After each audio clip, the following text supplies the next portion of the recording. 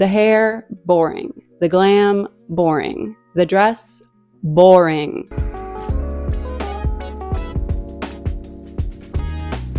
Hi there, my name is Tessa, and today I'm going to be talking about some of the outfits at the 98th Annual Academy Awards, aka the Oscars. As always, this is just my opinion, and it's not the end of the world if we disagree. Also, I can't possibly talk about every single person who attended, so my apologies if I forgot your favorite celebrity. I'm going to start off with Jessie Buckley in Chanel. I actually breathed a sigh of relief when I saw this because compared to everything else that she's worn this award season, it's a masterpiece. Supposedly, it's a reference to Grace Kelly's 1956 Academy Awards dress, but I also saw some people comparing it to Taylor Swift's 2016 Grammy dress. And yeah, I can see the resemblance, but it also actually reminds me of Bianca's prom dress in 10 Things I Hate About You, but definitely not as heinous as that dress. I personally just don't love when two very different colors are stacked on top of each other like this. It just kind of feels like two different dresses. Like, at least speaking for myself, I definitely would have preferred if it'd been all red or all pink. But all in all, she did dress the part of an Oscar winner. Next is Emma Stone in Louis Vuitton.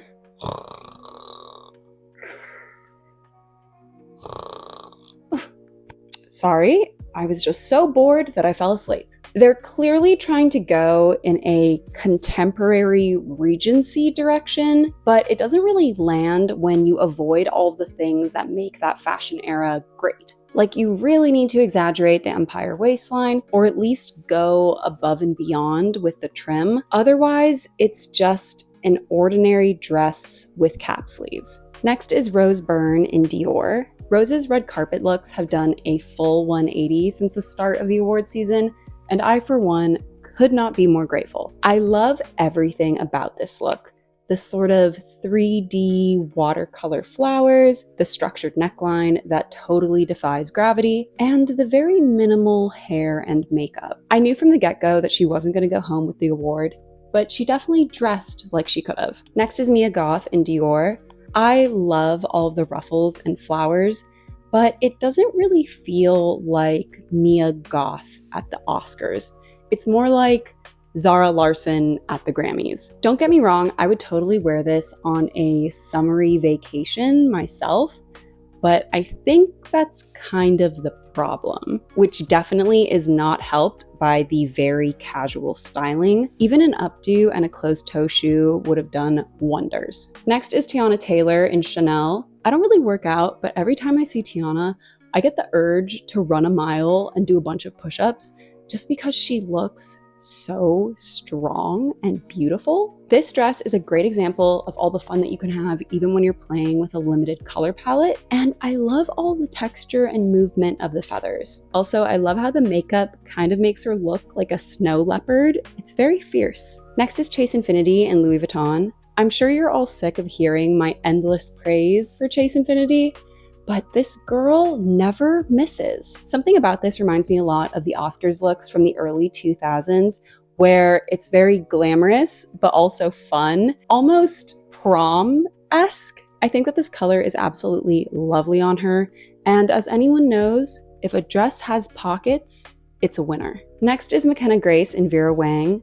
This is a reference to Gwyneth Paltrow's 1999 Best Actress dress, and it definitely falls into that sort of early aughts prom category, especially with the shawl and the sort of princess bodice. Everything about this is just super sweet, and I think they've done a really good job of balancing the elegance with her age. After all, she is only 19. Next is Bella Thorne in Gucci. Now, as someone who wasn't invited to the Oscars, I obviously understand the irony in my asking this, but what is she doing there? But moving on from that, I do think that this look was a good choice for her.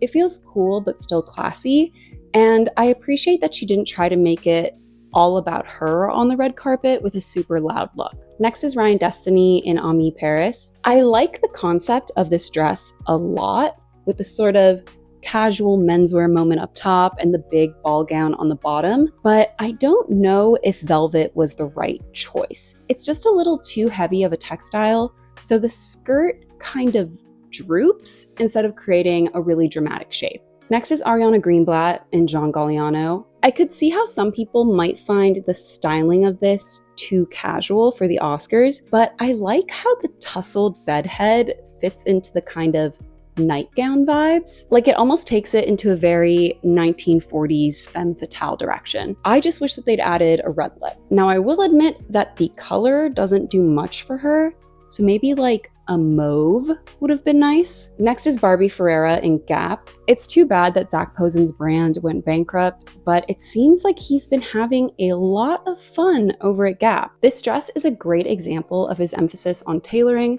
while still combining Barbie's penchant for romantic silhouettes. I love the sort of Victorian saloon girl vibes, especially the corset and the petticoat. I also think that the color is just spectacular.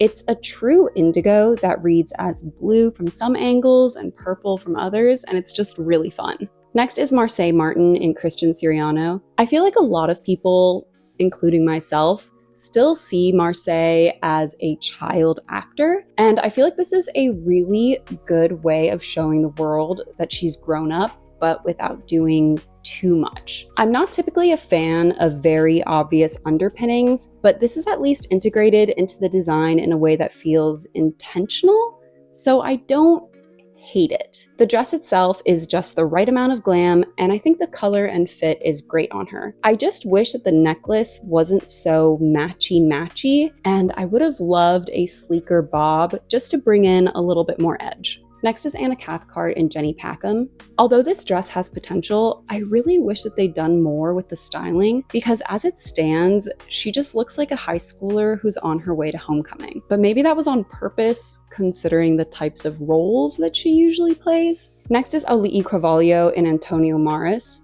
I'm not a fan of the rose boobs, but I could at least live with it if it was integrated into the rest of the dress in a better way. But as it stands, it's just another busy thing tacked onto another busy thing tacked onto another busy thing. Like, if they'd at least held back on the flowers and the beaded applique, there might have been a chance of it looking elegant. Next is Isabela Merced in Elisabetta Franchi, a Gothic-inspired dress with styling to match. Are you at all surprised to hear that I'm a fan? I think the fit of the dress is spectacular, and I really like the sort of leather draping at the hips. It makes a really interesting silhouette and texture. This is probably one of my favorites of the night, even if it isn't a traditional Oscars look. Next is Charithra Chandran in Miss Sohi. For an event like the Oscars, I really love when people go the old Hollywood route with dramatic silhouettes, bold colors, and classic glam. This dress fits her like a glove, and I think that it really makes her pop. Just overall, a great showing for her first Oscars. Next is Nicole Kidman in Chanel. Some people said that this was supposed to be inspired by one of her looks in Moulin Rouge, but I don't see it. Nicole loves pastels and peplums, so this definitely feels like what I've come to expect from her over the years. I don't hate the dress, but it's so poorly integrated with the rest of the look. Like, where are the accessories? Next is Kirsten Dunst in Celine. I find the height of the neckline very awkward. Like, it kind of makes her look like she's going meep the entire time. And I don't think that's helped by the styling, which is a little too simplistic considering the lack of wow factor on the dress. Next is Felicity Jones in Prada. Sorry, this just isn't working for me. I think the shade of yellow really washes her out. The tulle skirt looks like it was tacked on there at the very last minute. I also wish they'd continued the beading onto the belt. That way the front and back of the dress just looked a little bit more connected. Next is Odessa Azion in Valentino. Is this practically identical to every single outfit that she's worn this award season? Yes. Do I still like it? Also yes. Sue me. I think that she does a really good job of taking things that aren't traditionally cool and styling them in a way that feels true to her personal tastes. Like, this very easily could have looked grandma-y with the velvet flowers and the rhinestone cuffs, but on her, it works. It's far from being my favorite red carpet look of hers, but I like that it's a little bit different from everything else we saw on the red carpet. Next is Ji Young-yoo and Carolina Herrera. The K-pop Demon Hunters voice actors haven't made nearly as many appearances as their singing counterparts, so it is nice to finally see them out and about. I think that this is a really great example of doing something simply but well. The dress is clearly inspired by a Korean hanbok, but the strapless bodice takes it in a cool, modern direction that I really like. And I'm also a fan of the styling. The bob looks great, the simple jewelry is a nice addition, and I love the little detail of her nails matching the dress. Also, it has pockets. Next is Mei Hong in Roberto Cavalli. As someone who naturally gravitates towards gothic romantic styles, I really want to like this, but it's just falling short. According to the internet, Mei is 5'10", and I feel like you'd never be able to guess because of how this dress sits on her. I'm putting a lot of the blame on the sleeves because I think they add just a little bit too much fabric, so you can't really get a good idea of her proportions. I do like the sheer panels though, very sexy. Next is Arden Cho in Miss Sohee. Love, love, love. Even on its own, I think that this dress would have been great on the red carpet, but the sleeves just take it to the next level.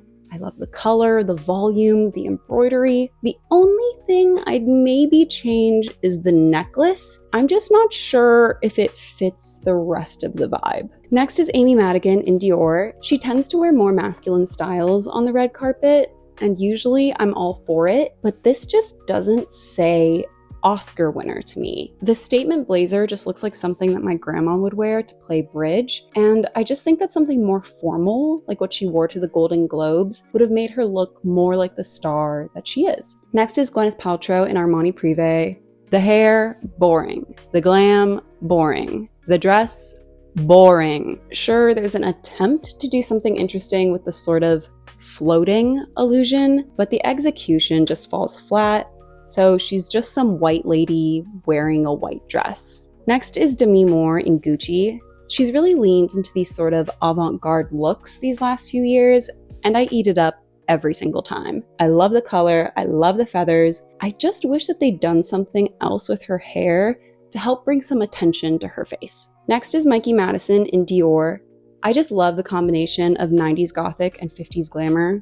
Always have, always will. I think the velvet looks lush, the bodice is super flattering, and the hair and makeup is just perfect. My only note is that the dress does feel a little long on her, so you can definitely tell that she's only 5'3". Next is Zoe Saldana in Saint Laurent. This personally feels more after party to me than main ceremony, and overall, it just isn't very interesting. Don't get me wrong, she looks great, but that's kind of a given, right? Next is Danielle Brooks in Georges Chakra. Why is it so hard for designers to dress someone who isn't a size 0? Everything about the fit is all wrong. Her boobs are practically falling out of it.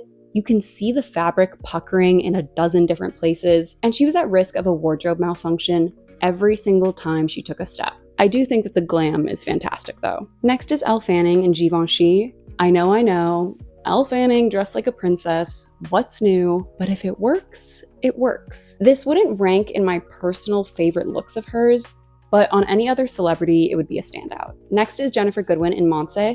I do like the dress, but the styling isn't really working for me. It just doesn't make sense to go elegant when the rest of the outfit is screaming edgy. I personally would have ditched the necklace and done a really bold lip. Next is Kate Hudson in Armani Privé. You guys know I don't like a peplum, but I don't mind it here, mainly because of how structured the entire bodice is, so it gives it a sort of sculptural quality instead of just flopping around. I also think that the color just looks great on her. Next is Jayme Lawson in Loewe. Loewe loves to do these weird sort of funky shapes, and sometimes I like it, sometimes I don't. Right now it's the latter. I do like the color, and I think that the beaded fringe looks great when she's moving around, but when she's just standing, she kind of looks like a chicken. Next is Wunmi Mosaku in Louis Vuitton. I've loved so many of her looks on the red carpet this past year, and I'm so glad that she ended award season on a high note. As always, I love that she and her team lean into color